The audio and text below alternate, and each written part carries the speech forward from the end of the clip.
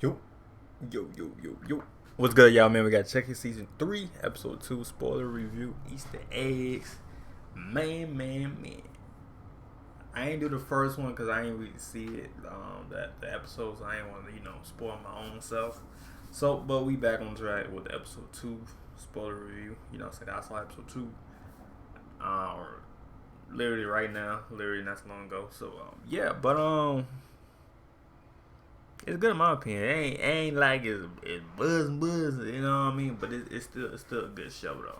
It's still a good show. He killed 2 people easily though. You know what I'm saying? One girl didn't know. She walked to the doll, and the doll just got it. Like she put the doll up. She didn't know he had a knife. Slice her whole throat. I'm like, God damn. And then one girl, she's looking around. And then he didn't like slice her. He just strung her by the flag, just strung her. Like, I'm just like, oh yeah, Chucky new breed. I ain't gonna lie, Chucky is a new breed, man. I ain't gonna lie though. But that's fucked up. He did that to her though, no cap. But yeah though, like it up, sub at the bell, and yeah, episode 2. And let me comment below y'all like episode 2. Let me know comment below.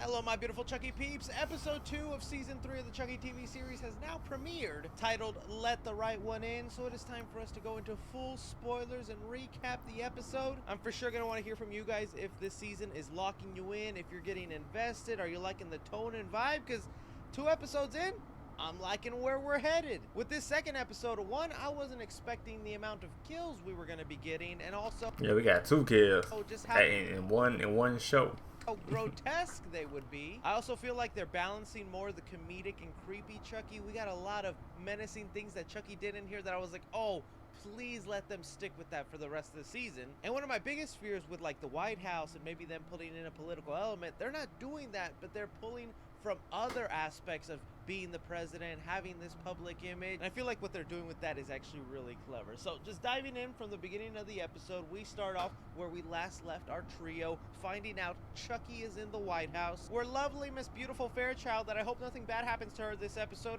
also finds out the news that Chucky is in the White House, deciding they'll use their online social careers to attempt to talk to Grant, the son in the White House, as their entryway so they could take down Chucky. And Miss Fairchild is up for the mission. We also get a conversation between Grant and Henry about their dead brother Joseph, and how Joseph seems to be believing that the ghost of his brother is living inside this doll. Kind of creepy. Bringing us to the title card sequence made up of eyeballs. Now, I thought... yeah, I got eyeballs and shit. I saw that. I was like, hey, yo, eyeballs? Make the mini mega.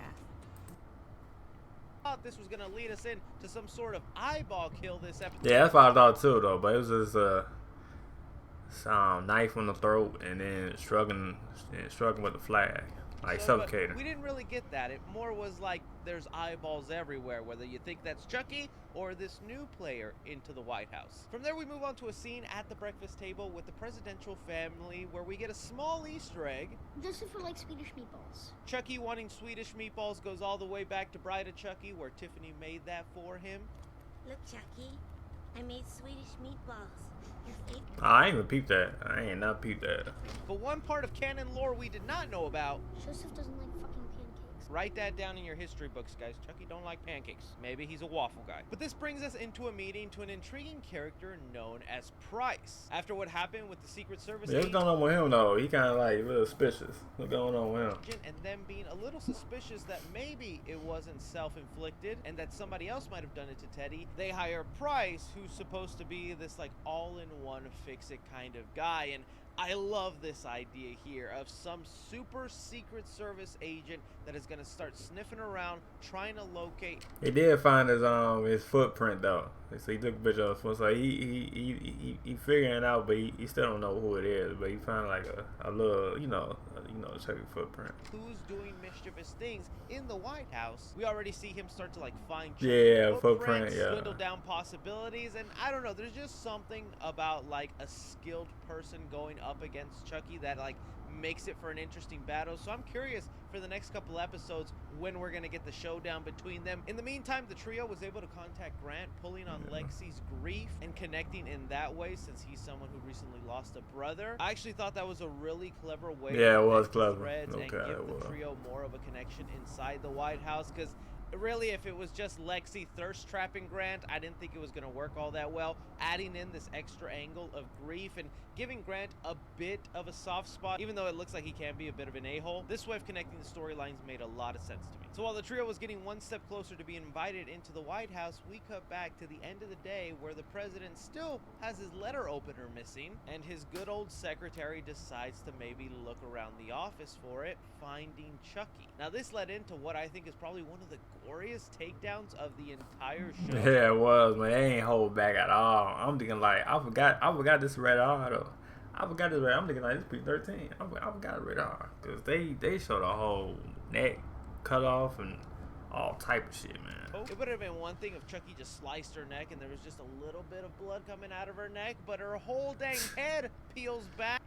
Peeling back like this, look. Like, god damn. Damn. Yeah, I love YouTube. Yeah, I'm about to say, I know you sense the whole shit on Nice YouTube. comedic Chucky in But damn, that shit just there. skirting all over. Do I look upside down to you right now? That was a wonderfully executed scene. I really dug that, and I thought that was going to be the one kill of the episode. But it's like every time Chucky takes down someone in the White House, I'm just like, man, how are they going to handle this? Because you know in real life, if something like this were to happen in the White House, that place would be locked down. Fact, everything locked down. You got FBI, you got goddamn you got the whole motherfucker, you got everything in that White House. Cameras everywhere. Right. Nobody would leave the president's sight. So I was kind of shocked to see the way the show started handling it, and Price deciding to cover it up, to not let the public know, not even the president. Yes, he still plans to catch whoever did this, but he realizes the damage this could do if it got out to the public, if there was rumors that there's someone like this inside the White House. Shit. Image-wise, it would just be terrible, so they're gonna hide all of Chucky's kills from now on, and I'm like, what? I'm so glad they're more leaning into this side of being the president and the politics of it and trying to keep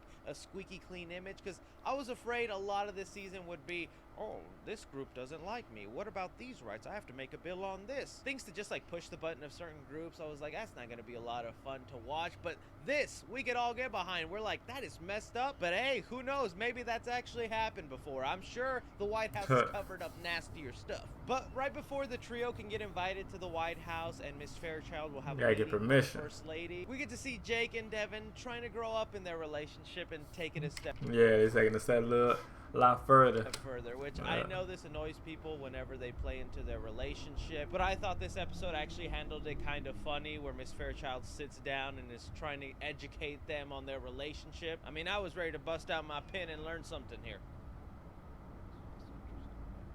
But man, we should have seen it as a red flag, because all this episode, they were doing nothing but treating Miss Fairchild like this innocent, sweet angel. She's such a good foster mom to the trio. She wants to help. Yeah, it's his ad though. If y'all know, y'all know. Catch Chucky. Oh, she did not deserve what happened to her. She gets to have the meeting with the First Lady, pleading the case of why the trio has changed, why they're good kids, and they just want someone to connect with. There's definitely slices of truth thrown into her speech and shows how much she actually feels about the kids. So whenever she's left alone and the First Lady is off talking to Price, and then the camera is just lingering in on her, I'm like, no, don't.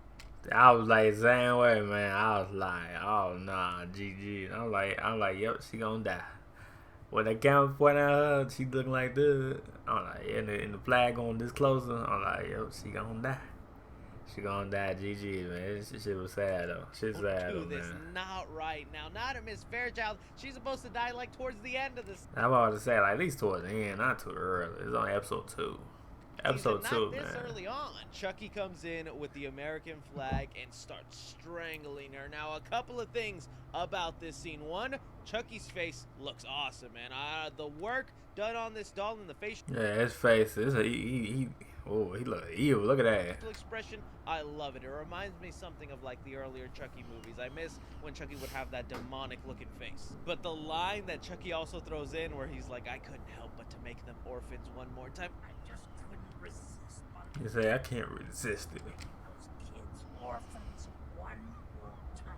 Oh, that's a stone cold line for Chucky. That's that Chucky humor I love. It's subtle, it's mean, and that feels exactly up Chucky's alley. I do think they lingered maybe a little too long on Chucky just flapping his little body up in the air, but whatever. At the end of it, this was kind of a surprise kill for me that actually hurt, because it's like, I was liking Miss Fairchild. This is gonna Yeah, I was too. I was. hurt the trio a lot. And it sucks even more that the White House is gonna cover this up, and Chucky knows it. That phone call he gave to Price and the First Lady, that was actually kind of chilling. Wrapped it up nice and pretty too, just like Christmas morning. He now knows he can get away with it, he can mess around with them, and that's what Chucky loves. He loves to just play with the victims. I thought it was even an interesting thing that they had Price sort of blackmail the First Lady, showing her photos of the husband cheating, although she mentions that they settled Yeah, they already know. At first I was like, damn, but then she already know, like, oh, okay. this, and she was aware of it before he became president.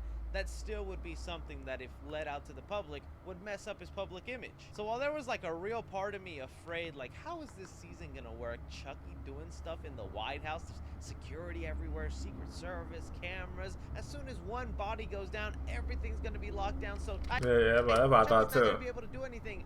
This added angle of bringing in Mr. Price, the cleaner, hiding stuff, it's making things a lot more intriguing for me. Aside from that, the only thing to like speculate and wonder what's going on is like Chucky seemed very specific about the body count he had. You know, he counted the secretary lady as one of the kills. That's 2 down, 4 to go. But who's fucking counting?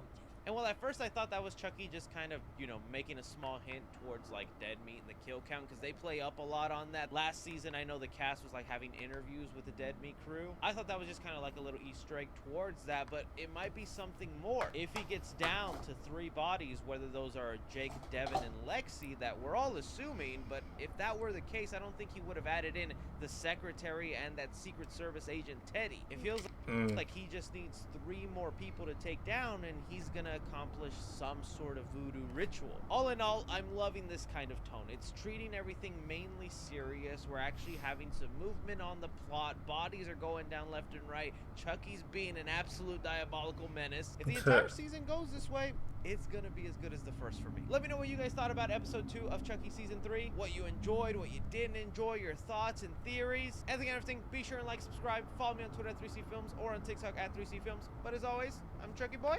Take care. Yeah, nah, I like episode 2 and episode 1. It's good though. It's good. It's good. Let me know comment below what y'all think of episode 1 and 2. Let me know comment down below. And yeah, nah, peace.